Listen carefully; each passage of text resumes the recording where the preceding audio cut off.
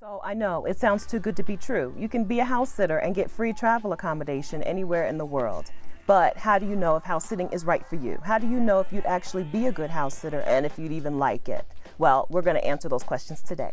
And make sure you stick around to the end of the video, because even though we're talking about skills that make a good house sitter, I'm going to actually tell you one physical item that also will make you a better house sitter.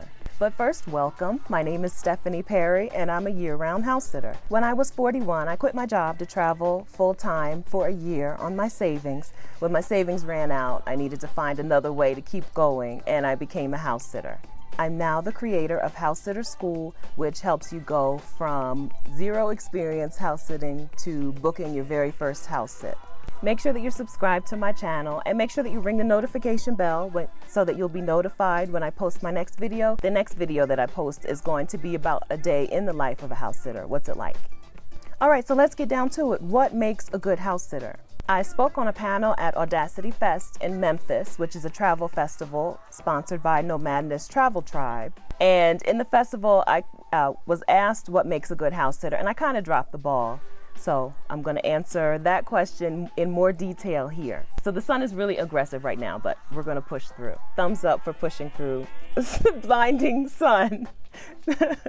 First of all, a good house sitter has to be reliable. People are leaving you in charge of their home and also sometimes their pets, and they need to know that you're a reliable, dependable person. When you're new to house sitting, you'll have to have someone write a reference for you, and you'll need to make sure that they're able to communicate how reliable and how dependable you are. My reference was from a friend in Australia. I took care of her kids in her home. And so she discussed that in detail in her reference letter, and it really helped me get the first house sit booked. A good house sitter also has to be available. You have to be available to house sit, but you don't need to be available full time. House sitters are often retirees who have time to travel and, go wherever they want. But there are also plenty of house sitters who have a full-time day job in a permanent city. You can house sit just on your vacation time. A membership to Trusted House Sitters is around $125 a year. So if you're talking about taking a 5 or 6 night vacation to Greece, you're definitely going to get your money's worth by house sitting instead of by paying for the accommodation. So yes, people do house sit just on their vacation time and just on their regular time off. If you're somewhere in the middle, in between retirement and working in a fixed location, for example, if you're a teacher who gets, summers off, or if you're a digital nomad who can work from anywhere, house sitting is perfect for you. But to be a good house sitter, you do need to have some available dates. Having pet experience also makes you a good house sitter. I'm house sitting right now, and this is a 3-week house sit in Mexico, and I'm looking down because the dogs are right here. You can hear them, but you can't see them. There are 4 dogs here, and being willing to take care of pets makes it much easier for me to book house sits. There are times when there are long-term house sits where people don't have pets, but they just want someone in their home because they're going to be gone for months at a time. So you can be a house sitter without taking care of pets, without being a pet sitter, but being a pet sitter makes it much easier to get booked in pretty much any city in the world. House sitters are single people, house sitters are parents, house sitters are families. There are people who book house sits as a family. I actually house sit for a family who house sits, and sometimes they take their dog with them when they house sit. So having a pet or having a child or having a spouse doesn't mean that you can't be a house sitter. If everybody's on board, you can do it. Trusted House Sitters, the service that I house sit through, actually has a setup where you can link 2 profiles together. So 2 partners who want to house sit together can link their profiles and apply for house sits together. And you don't have to be spouses. You can be mother-daughter. I've seen mother-daughter house sitting teams. So pretty much you name it, it works. Surprisingly, people really prefer to book couples as house sitters. A lot of times when I'm applying for a house sit, I have to specify, I know that you're looking for a couple, but I can do it, it's just a cat. All right, house sitters need to have specific soft skills. This is a service that you're providing for people. Communication is crucial. Being a good communicator is very important to being a good house sitter. You also need to be able to gauge what type of communication style you're going to need to use with different clients. I've had house sitting clients who want to hear from me every day, even multiple times a day if I can.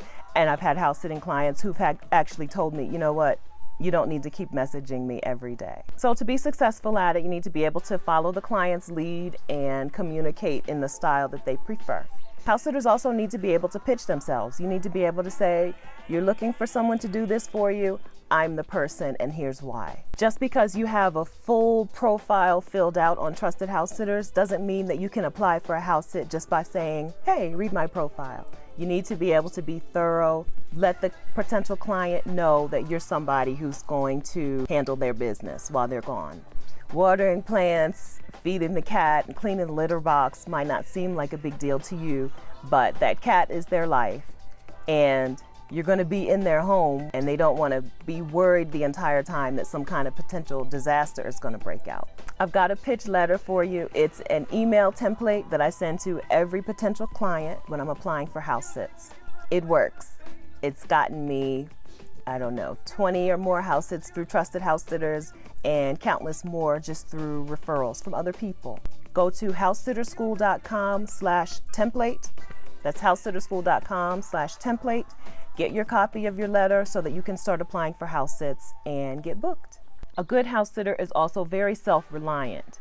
You're in new areas all the time, in new areas and in new homes all the time. Sometimes I get to a house sit before the client leaves. I've had them take me around town and show me where the grocery store is and their favorite restaurants and introduce me to friends and neighbors. I've also had house sits where I show up after they're gone. I let myself in through the key in the lockbox and I leave before they come home. And so as a house sitter, you need to be able to figure things out on your own. You need to be okay with being in a new area all the time. It's something that sounds simple, sounds basic, but it's something that some people don't find out until too late that they just don't enjoy. There are definitely ways to make friends while you're traveling. Make sure that you're subscribed because I'm doing a video series entirely on that, how to make friends while you're traveling, because I do a lot of solo travel, clearly. But a good house sitter needs to be able to be left to their own devices to figure things out for themselves. You can't text the homeowner every 30 minutes while they're away, asking them questions about how to use the coffee maker or where to find the dry cleaners. Like I said, House Sitter School is a masterclass that walks you from being totally inexperienced to booking your very first house sit. In House Sitter School, we're covering things like what specific questions do you need to ask every potential client before you book, before you agree to house sit for them? And also, how do you make sure that you do not get screwed by cancellations? Because nobody likes to be in an expensive city far from home and then find out that their house sit is canceled. So we're covering all that in House Sitter School. Go to housesitterschool.com to sign up and we'll get you booked. All right, so we've talked about the skills that make someone a good house sitter. And I told you that I would tell you one physical item that makes a house sitter successful. That physical item is a business card. Just because you're booking your first house sit through a service that's free and unpaid doesn't mean that all of your house sits will be free, unpaid house sits through services. Once you get some house sitting references under your belt, you'll be able to book word of mouth house sits. And that's when the business card comes in. When you book word of mouth house sits, you're able to do a little negotiation and get some better perks, even some pay. So take a second, go to Vistaprint and get yourself a simple, basic business card. Leave it with your house sitting clients. If you have to if you're pet sitting and you have to take the pet into the veterinarian's office, ask if you can leave some business cards there. Start to get your word of mouth business going. I'm a freelance writer, and so I had freelance writing business cards, and I started just writing house sitter on the top of the cards in the beginning. But now I actually have house sitting cards.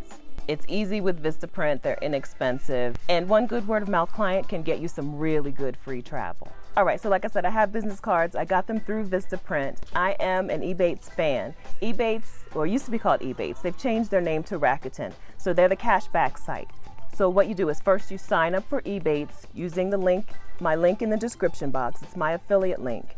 Sign up for Ebates, and with your first purchase, you'll get $10 cash back on a purchase of $25 or more. So you go from the Ebates website over to Vistaprint.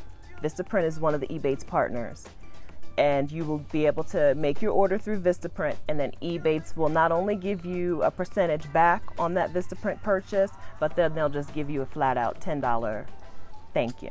All right, so that's what it takes to be a successful house sitter. If you have any questions, go ahead and leave them in the comments, or you can hit me up on social. I'm at Vicarious on Facebook, Twitter, and Instagram. And don't forget to go to housesitterschool.com/template and get your email template so that you can start applying for house sits, whether it's through trusted house sitters or through word of mouth referrals. Thank you so much for watching. Please take a second and hit the like button and share this video with anybody you know who would like some free travel accommodation. I'll see you next time. All right, so Pasta, stop breathing into the microphone. Go, go, go.